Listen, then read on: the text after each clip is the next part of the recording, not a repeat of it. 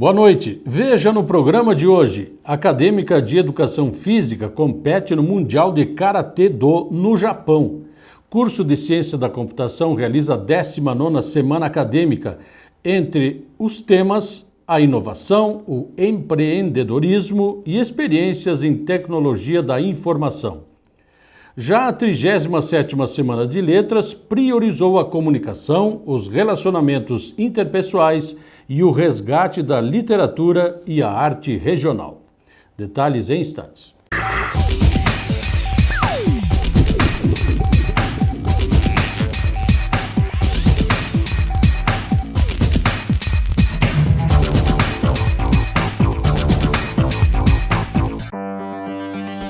Deixe o aprendizado, o conhecimento e as novas experiências tomarem conta da sua vida. Conheça a si mesmo, conheça pessoas, conheça o mundo, reconheça-se. Quando você decide ir atrás dos seus sonhos, muitas coisas à sua volta se transformam, principalmente você. Vestibular URI. Faça a vida acontecer. Inscrições de 16 de outubro a 16 de novembro. Prova 23 de novembro às 14 horas. Inscreva-se em vestibular.uri.br. O futuro do seu filho depende de escolhas. Atendimento personalizado aos pais. Ampla estrutura e local para embarque e desembarque dos alunos. Primeiro lugar no Enem da região. Professores com formação específica para cada nível de ensino. Atividades extracurriculares. Dança, judô, futsal, mini tênis, coral. Agende um horário e conheça muitos outros motivos para fazer uma escolha bem pensada. Escola de Educação Básica URI Erechim. Matrículas abertas. Fone 3520-9007.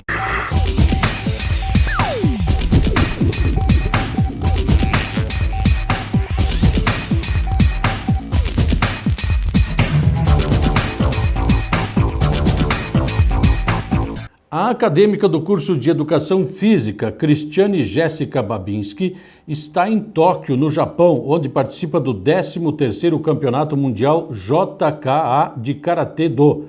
A atleta foi convocada para o Mundial em virtude dos títulos conquistados nos últimos anos, quando integrou as seleções gaúcha e brasileira em competições desta modalidade esportiva. Você foi convocada, né, para esse Mundial. Essa convocação se deu em virtude do quê? Bom, veio depois de eu participar do estadual, ter uma boa colocação no estadual. Participei do seletivo para entrar para a seleção gaúcha, entrei, depois fui para o Campeonato Brasileiro. Em 2012, 2013 fiquei campeã brasileira na minha categoria. Depois para o Sul-Americano, também fiquei campeã em Catar, no Sul-Americano. Fui para campeonatos internacionais, que é a Copa Itaia. A gente ficou bicampeãs também da Copa Itaia. E com isso veio a convocação para o Mundial.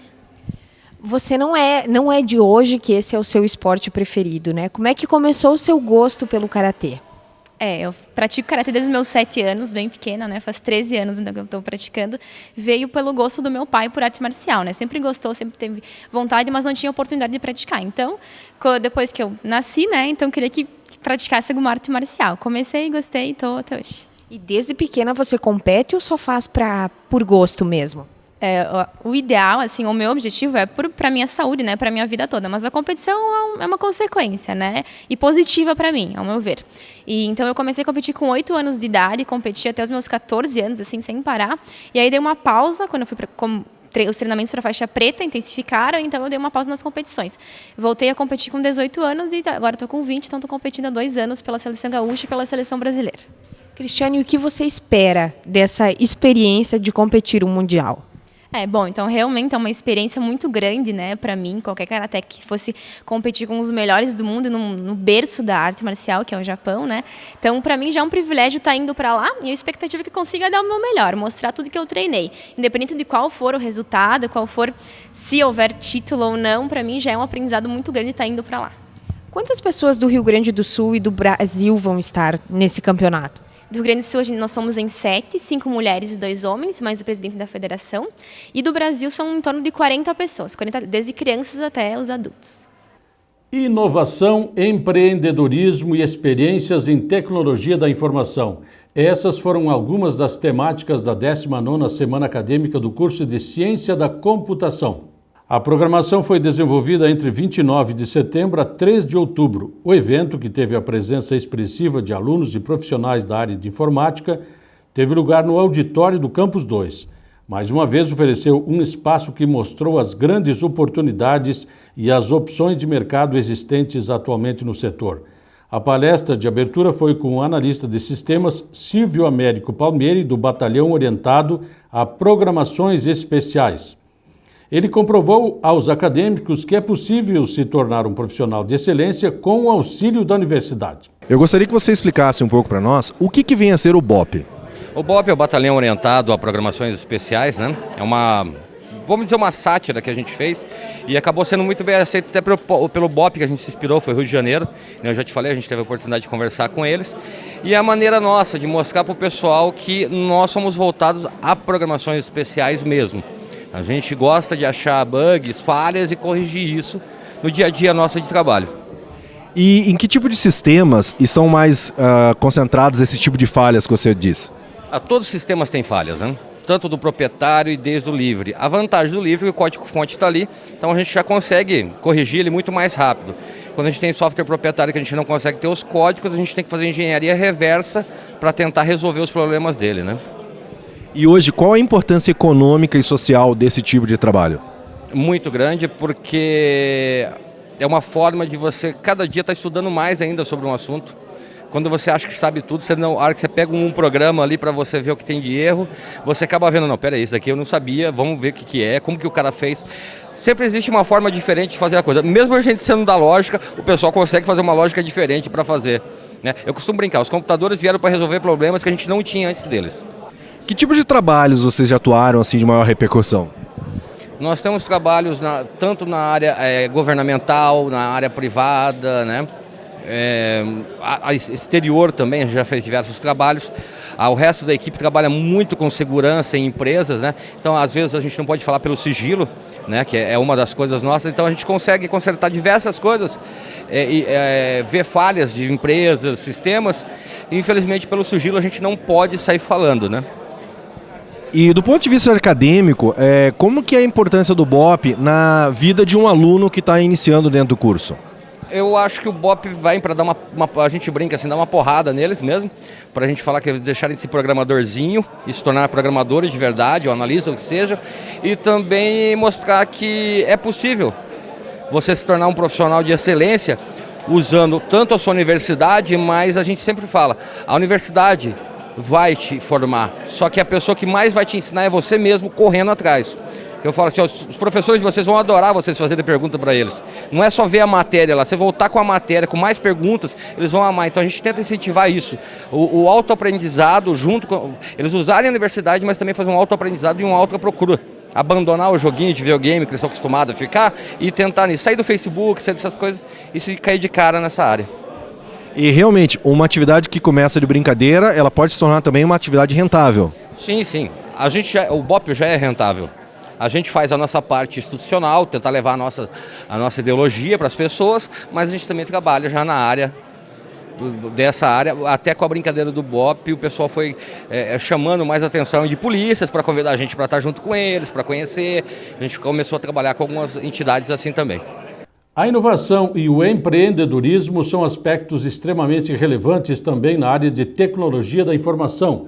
Veja o que disseram os empresários Ederson Pedro e Lucas Jaskulski, de Caxias do Sul, convidados da Semana Acadêmica de Ciência da Computação. A inovação é a solução para a economia do Brasil como um todo.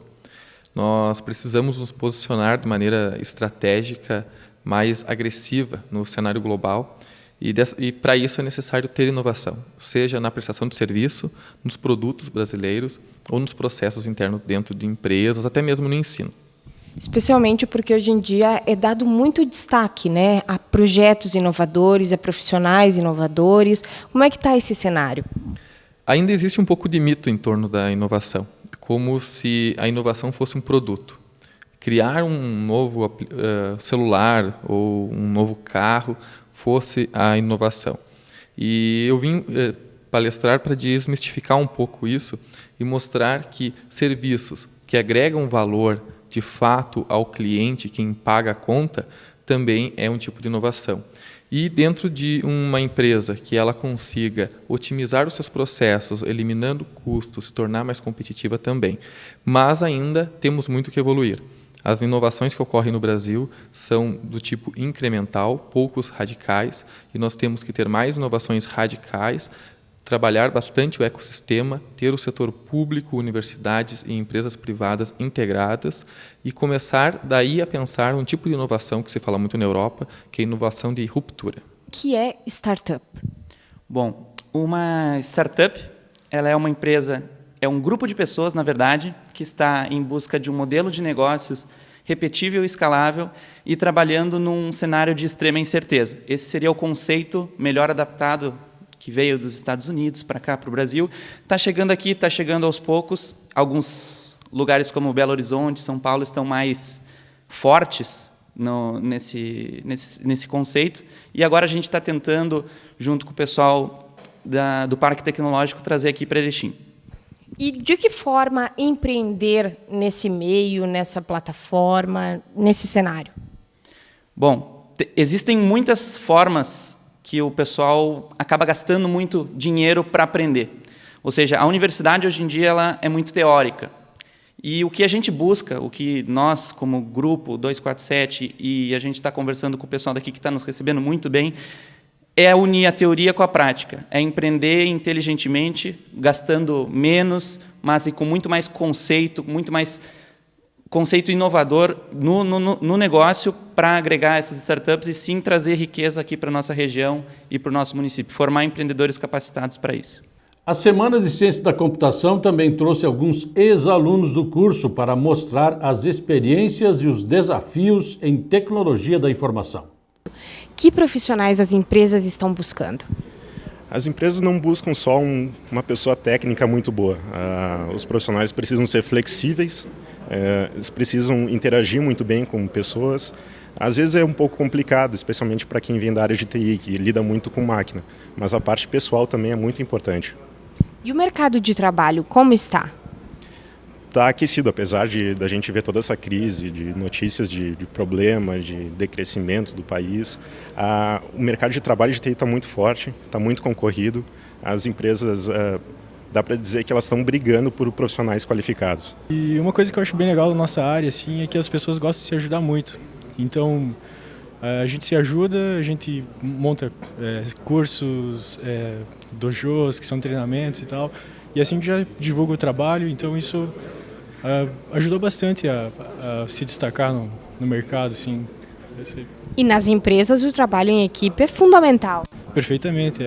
Isso também ajudou o trabalho em equipe, né? A gente trabalha muito junto na nossa área. Eu vejo algumas outras áreas que isso não é tão difundido, mas na computação isso é muito forte. Eu acho que isso ajuda bastante a nossa carreira a se destacar. Uma coisa bem importante, principalmente na nossa área, é não simplesmente tu saber, tu ter uma noção sobre as coisas. Não, é tu ter um conhecimento aprofundado sobre isso. Eu acho que esse é o grande diferencial no mercado de trabalho. É um profissional que consegue ter um conhecimento bastante aprofundado, principalmente sobre as coisas básicas.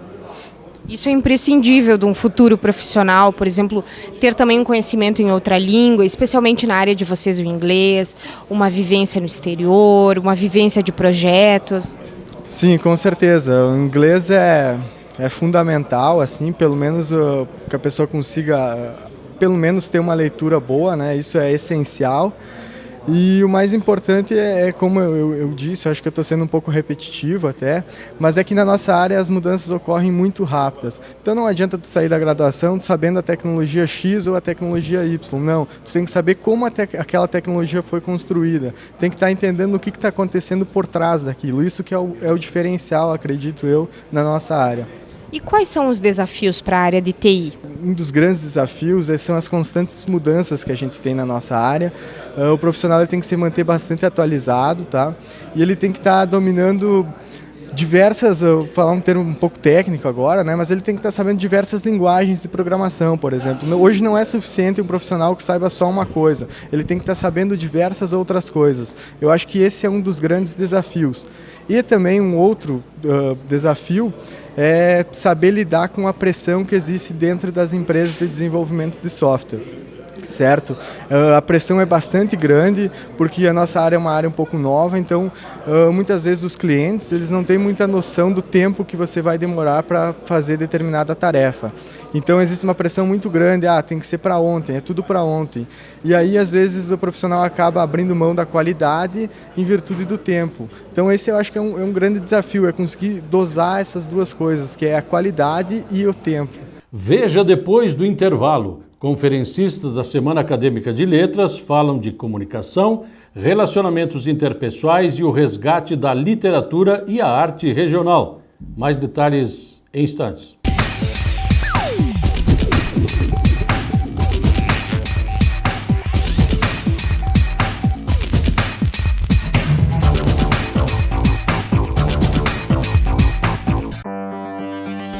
Deixe o aprendizado, o conhecimento e as novas experiências tomarem conta da sua vida. Conheça a si mesmo, conheça pessoas, conheça o mundo, reconheça-se. Quando você decide ir atrás dos seus sonhos, muitas coisas à sua volta se transformam, principalmente você. Vestibular URI. Faça a vida acontecer. Inscrições de 16 de outubro a 16 de novembro. Prova 23 de novembro às 14 horas. Inscreva-se em vestibular.uri.br.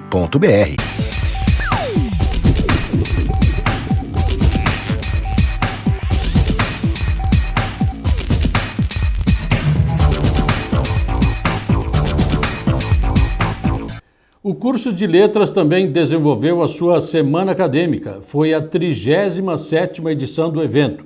A programação foi aberta com uma conferência sobre comunicação e relacionamentos interpessoais. O convidado para falar sobre o tema foi o jornalista e professor Marcos Paulo Spor, da Universidade Católica de Pelotas.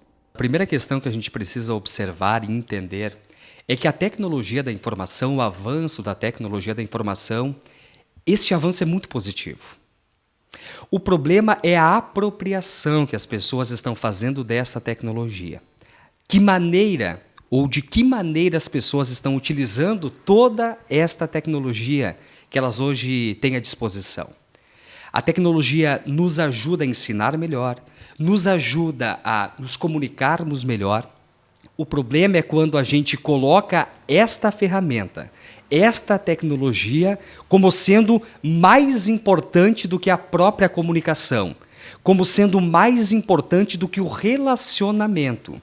Nós estamos, quando a gente faz isso, invertendo aquilo que é a essência, que é a nossa comunicação, o nosso relacionamento interpessoal, substituindo essa essência e valorizando e dando à tecnologia o papel central, quando deveria ser o inverso. A tecnologia é somente uma ferramenta. O papel central é a comunicação, o relacionamento interpessoal, tudo para que as pessoas possam interagir e se relacionarem cada vez de uma maneira melhor. As empresas, especialmente, estão enfrentando alguns problemas com profissionais que, dentro de conhecimentos, habilidades e atitudes, não têm essa atitude de se comunicar, de promover debates, discutir, dar feedbacks, né? Como é que eles podem trabalhar melhor ou discutir melhor isso, de forma a se tornarem profissionais, desde agora da graduação, para o seu futuro profissional? Em primeiro lugar, entender que nada substitui o que a gente está fazendo nesse momento. Eu estou te olhando, nós estamos conversando, de frente um para o outro. No entanto, quem está nos assistindo nesse momento, ou pela internet ou pela televisão, está tendo um equipamento que está mediando esta comunicação. Ou seja, a televisão, o computador, eles acabam sendo mediadores desta comunicação. Só que eles são apenas os mediadores. Eles não são a essência. Isso acontece também quando a gente está numa empresa e, em vez de conversar com o nosso colega, com o nosso colaborador, com o nosso superior, a gente acaba deixando isso em segundo plano e acaba se comunicando com ele através das ferramentas de comunicação. Nós não estamos priorizando o que há de mais importante, que é isso que nós estamos fazendo neste momento. Aí as pessoas se tornam mais fechadas, as pessoas não sabem conversar com os outros porque elas não têm esta característica porque não a desenvolveram. Quanto mais nós conversamos, quanto mais nós nos relacionamos, mais nós vamos conhecer o outro e mais o outro vai nos conhecer. Quando nós conhecemos o outro, a gente consegue interagir de uma maneira muito melhor. A gente consegue buscar um relacionamento mais maduro. A gente consegue fazer com que a nossa conversa flua de uma maneira muito mais centrada. A gente consegue fazer aquilo que é o que de mais importante existe. Buscar um bom relacionamento, buscar uma boa comunicação, buscar um bom desenvolvimento. Estar apto, estar disponível, querer estar com o outro é cada vez mais importante e a gente acaba vendo que isso acontece cada vez menos. Um grande exemplo é quando as pessoas, como nós estávamos conversando antes, dentro de uma mesma casa, um pai e um filho, em vez de conversarem presencialmente, pessoalmente, fazer a comunicação interpessoal, eles estão, o pai na sala, assistindo televisão, o filho no quarto, no computador, e cada um com o seu telefone celular, que não é mais telefone celular, é tudo, né? Na verdade, é um pequeno computador conversando pelo WhatsApp. Só quero reiterar, o WhatsApp é bom. O problema é que ele está assumindo aquilo que é de mais importante, que é a essência da comunicação. O resgate da literatura e arte regional também foram propostas das Semanas de Letras. Elas foram apresentadas pela pró-reitora de ensino da URI, professora Rosane von Tobel Rodrigues. A convidada manifestou preocupação com relação às mídias atuais, que facilitam a leitura, mas impedem as pessoas de pensar e escrever. Eu penso que as tecnologias hoje elas ajudam muito, as mídias digitais facilitam, mas ao mesmo tempo elas estão nos dando cultura de 30 segundos, cultura de conta-gotas. E isto talvez não leve as pessoas a pensar adequadamente, porque é muita informação com pouco conteúdo.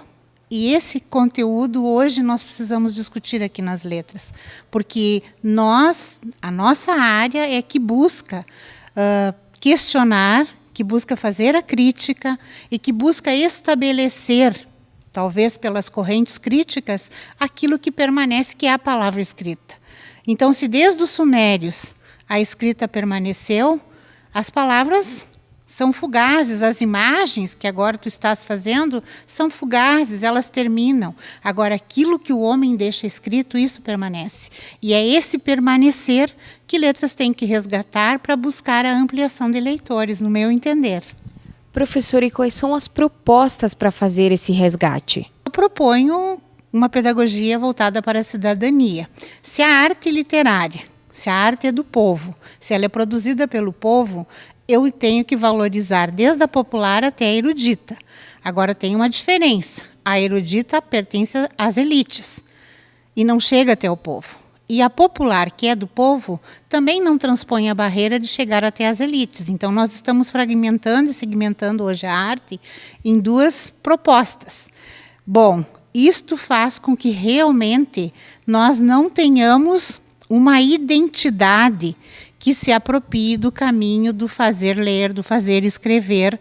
Por isso uma pedagogia, então, do povo, pelo povo e para o povo. Parece meio utópico, mas não é. Se nós fizermos a literatura brotar da base e dermos acesso às pessoas pela democratização daquilo que é escrito e é bom, e que não seja aquela cultura de 30 segundos que falávamos antes, as pessoas então terão um outro olhar, uma outra maneira de ver a sociedade, de se ver, de se rever, porque literatura é representação, é mímese. A outra é refazer o caminho do regional, que regional não é regionalismo. Regional é estarmos numa região, mas este homem é universal. Talvez ele não chegue até a grande produção das massas, e que chegue a ser um grande nome dentro da literatura, às vezes um autor local, por causa da falta de acesso de publicações, de como publicar, de como atingir a grande mídia. E este regional é universal. Vou tentar mostrar aqui para os estudantes de letras que o regional sim faz um caminho pelo universal, portanto é uma nova proposta, nada ortodoxa de se olhar o universal. Professora, essas propostas já tiveram, essas propostas que a senhora traz hoje já trouxeram resultados, né? Que resultados foram esses? Qual é a sua experiência com essas propostas? Bom, Fernanda, na cidade da onde eu venho, que é Santiago, a terra dos poetas, lá se consolidou uma identidade, exatamente se trabalhando com uma pedagogia voltada para a cidadania e partindo da base popular para chegarmos então a outras camadas, vamos dizer assim, da sociedade. E fizemos também o inverso. Pegamos o erudito e trouxemos para o popular, de modo que as pessoas pudessem entender que a arte permanece, o homem passa. Bom, diante disso, em Santiago, ela tem hoje uma identidade Terra dos Poetas reconhecida por lei estadual, por lei primeiro municipal e depois a estadual. Mas para isso se resgatou lá 100 anos de literatura escrita, através de 2 projetos. Um projeto chamado Santiago do Boqueirão, Seus Poetas Quem São, e um projeto que abrigou o acervo desses 104 escritores pesquisados nos últimos 100 anos, que é o Museu das Comunicações da URI, que abriga esses acervos. E por este projeto a gente conseguiu reconstruir uma nova identidade. Abertas as inscrições para o vestibular de verão da universidade. O campus de Erechim está oferecendo 25 cursos. A novidade deste ano é o curso de Arquitetura e Urbanismo. As inscrições podem ser realizadas até o dia 16 de novembro pelo site vestibular.uri.br. Grato pela audiência e uma ótima semana a todos.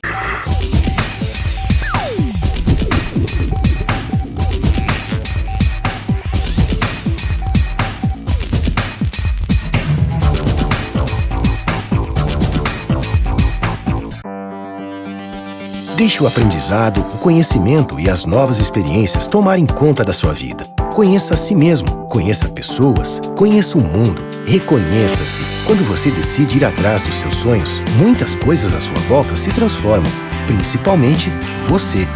Vestibular URI. Faça a vida acontecer. Inscrições de 16 de outubro a 16 de novembro. Prova 23 de novembro às 14 horas. Inscreva-se em vestibular.uri.br.